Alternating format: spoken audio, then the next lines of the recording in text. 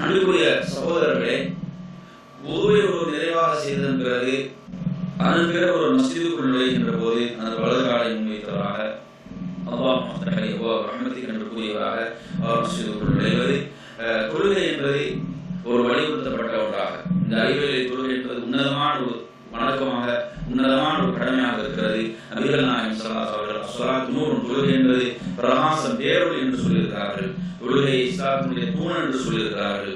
நபி அவர்கள் இந்த உம்மத்துக்கு செய்த இறுதி வசியத், இறுதி உபதேசம் தொழுகையை நிலைநாட்டுங்கள் என்ற அந்த வசியத் உபதேசம் தான். எனவே இந்த தொழுகையை நாம் உரிய முறையை நிறைவேற்ற வேண்டிய கடமை கட்டாயம் நமக்கு இருக்கிறது. தொழுகை வேண்டும் என்று விடக்கூடியவர் இஸ்லாம் காமிர் என்று தீர்ப்பளித்திருக்கிறது. எனவே தொழுகையில் நாம் அலட்சியமாக இருக்கக்கூடாது. அதே போன்று இந்த தொழுகை முறையை நபிகள் நாயகம் ஸல்லல்லாஹு அலைஹி வஸல்லம் அவர்கள் எவ்வாறு கற்றுத்தந்தார்களோ அந்த முறையில் தான் நாம் தொழுகையுடைய முறையை அமைத்துக் கொள்ள வேண்டும். அல்லாஹ்வுடைய தூதர் சொன்னார்கள், சல்லு கமா ரஅய்துமூனி உஸல்லி, என்னை எவ்வாறு தொழ கண்டீர்களோ அவ்வாறு தான் நீங்கள் தொழ வேண்டும் என்று சொன்னார்கள். எனவே நபிகள் நாயகம் ஸல்லல்லாஹு அலைஹி வஸல்லம் எப்படி நமக்கு தொழுது காட்டினார்களோ அப்படி நமது தொழுகையை நாம் அமைத்துக் கொள்ள வேண்டும். அந்த அடிப்படையில் தொழுகைக்கு வரக்கூடிய ஒருவர் முதலாவது அவர் கிப்லாவை முன்னோக்கியவராக இருக்க வேண்டும். கிப்லாவை முன்னோக்குவது என்பது தொழுகையுடைய நிபந்தனைகளில் விதிகளில் ஒன்றாக இருந்து கொண்டிருக்கிறது. அதன் பிறகு அவர் உள்ளத்தால் நியத்தை வைக்க வேண்டும். நியத் என்பது இன்றியமையாது. அதே போன்று தொழுகையில் உள்ளச்சம் என்பது பேணப்பட வேண்டும். தொழுகையில் உள்ளச்சம் என்பது பேணப்பட வேண்டிய ஒன்றாக இருந்து கொண்டிருக்கிறது. அதை குர்ஆனுடைய பல வசனங்கள் அதை வலியுறுத்தி கொண்டிருக்கிறது. உள்ளச்சம் என்பது தொழுகையில் இன்றியமையாத ஒன்றாக இருக்கிறது.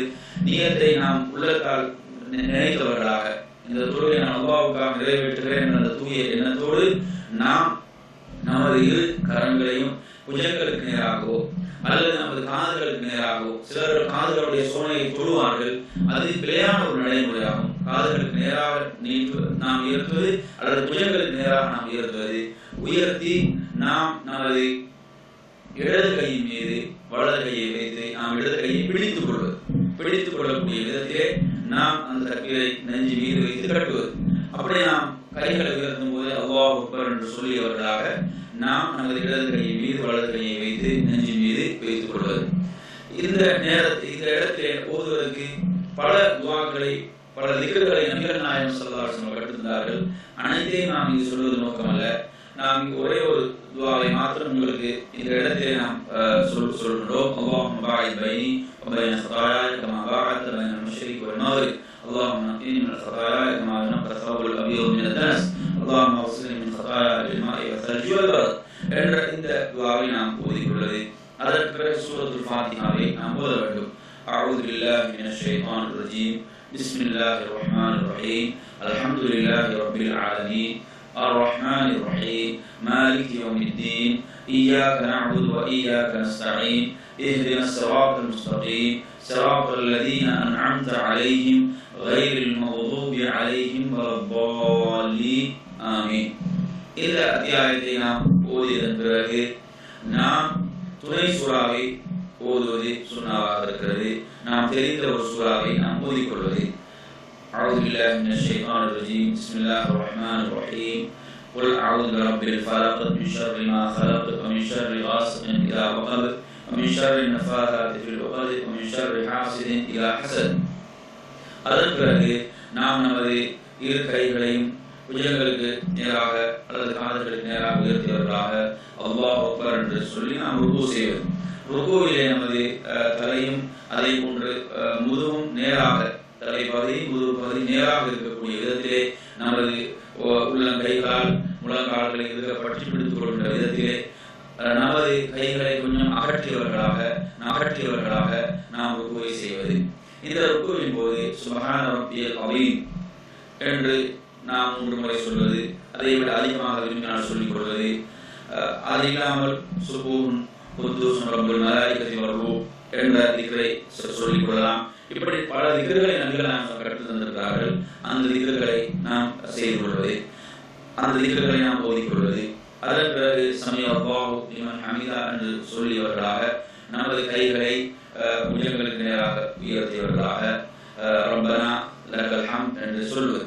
இமாமை பின்பற்றி நாம் சொல்லும்போது நாம் சமீ அல்லாஹு லிமன் ஹமீதா என்று சொல்வதில்லை, மாறாக ரப்பனா லக்கல் ஹம்த் என்பதை மாத்திரம் நாம் சொல்ல வேண்டும். அதன் பிறகு அல்லாஹ் அக்பர் என்று சொல்லியவர்களாக நாம் சுஜூத் செய்வது. சுஜூதிலே பட வேண்டிய உறுப்புகள் 7 உறுப்புகளாகும். நெற்றி, மூக்கு, அதே மூக்கினுடைய நுனிப்பகுதி, உள்ளங்கைகள், முழங்கால்கள், அதே போன்று பாதங்களுடைய விரல்கள், இவைகள் அனைத்தும் பூமியிலே பட வேண்டும். இந்த முறையிலே நாம் சுஜூதை அமைத்துக் கொள்ள வேண்டும். சுஜூதிலே நமது கைகளை நாம் அகற்றி வைத்துக் கொள்வது அக்குள் தெரிகின்ற அளவுக்கு நபி அவர்கள் கைகளை அகற்றி வைத்துக் கொள்வார்கள் என்பதை பார்க்கிறோம். அதே போன்று நாம் சுஜூதிலே பட வேண்டிய உறுப்புகள் நன்றாக பூமியிலே பட வேண்டும். அதை நாம் அலட்சியமாக இருக்கக்கூடாது. சுப்ஹான ரப்பியல் அலா என்று நாம் 3 முறை சொல்லிக் கொள்வது. அதுபோன்று நபி அவர்கள் பல திக்ர்களை கற்றுத்தந்திருக்கிறார்கள், துஆக்களை கற்றுத்தந்திருக்கிறார்கள். விரும்பியதை ஒருவர் சொல்லிக் கொள்ளலாம். அதே போன்று அல்லாஹ் அக்பர் என்று அவர் உட்கார்வது, நடு இருப்பு, அதிலே ரப்பே கஃபிர்லி ரப்பே கஃபிர்லி என்று 2 முறை சொல்வது.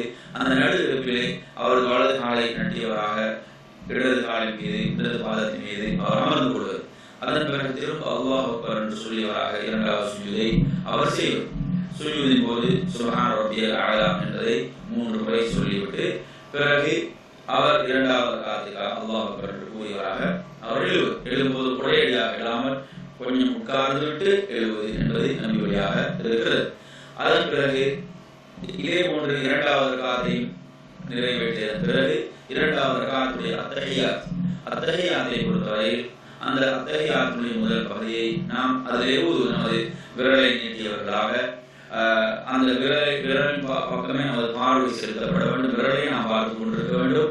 பார்த்தவர்களாக அத்தஹியாத்து லில்லாஹி வஸ்ஸலவாத்து வத்தய்யிபாத்து அஸ்ஸலாமு அலைக அய்யுஹன் நபிய்யு வரஹ்மத்துல்லாஹி வபரகாத்துஹு அஸ்ஸலாமு அலைனா வஅலா இபாதில்லாஹி ஸாலிஹீன் அஷ்ஹது அன் லா இலாஹா இல்லல்லாஹ் வ அஷ்ஹது அன்ன முஹம்மதன் அப்துஹு வ ரசூலுஹு.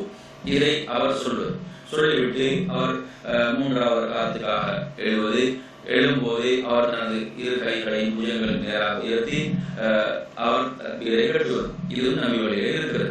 அதே போன்று இறுதி அத்தஹியாத்தை பொறுத்தவரையில் இறுதி அத்தஹியாத்தை அமரும் போது நாம் வலது பாதத்தை நட்டியவர்களாக நாம் பூமியிலே அமர்வதுதான் சரியான நபி வழியாக அங்கே இருக்கிறது.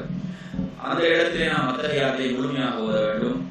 அந்த நாம் முன்னர் ஓதிய பகுதியோடு சேர்த்து அல்லாஹும்ம ஸல்லி அலா முஹம்மதின் வஅலா ஆலி முஹம்மதின் கமா ஸல்லைத அலா இப்ராஹீம வஅலா ஆலி இப்ராஹீம இன்னக ஹமீதும் மஜீத். அல்லாஹும்ம பாரிக் அலா முஹம்மதின் வஅலா ஆலி முஹம்மதின் கமா பாரக்த அலா இப்ராஹீம வஅலா ஆலி இப்ராஹீம இன்னக ஹமீதும் மஜீத் என்ற இந்த பகுதியை நாம் ஓதிவிட்டு அல்லாஹும்ம இன்னி ظلمت نفسي ظلما كثيرا فاغفر لي مغفرة من عندك فإنه لا يغفر الذنوب إلا أنت என்று சொல்லக்கூடிய இந்த துஆவை ஓதிக்கொள்ளலாம். இன்னும் பல துஆக்கள் நபி அவர்கள் கற்றுத்தந்திருக்கிறார்கள். விரும்பிய துஆக்களை ஓதலாம். விரும்பிய பிரார்த்தனைகளை அந்த இடத்திலே அதிலே கேட்கலாம். கேட்டுவிட்டு அவர் அஸ்ஸலாமு அலைக்கும் வரஹ்மத்துல்லாஹ் என்று தனது வலப்பக்கம் திரும்பி சலாம் கொடுப்பது, அதே போன்று இடப்பக்கம் திரும்பி சலாம் கொடுப்பது. இப்படியாக நாம் நமது தொழுகையை நாம் அமைத்துக் கொள்ள வேண்டும். நபி வழியை பின்பற்றி நமது தொழுகையை அமைத்துக் கொள்ளும் போதுதான் அந்த தொழுகை அல்லாஹ்விடத்திலே ஏற்றுக்கொள்ளப்படும்.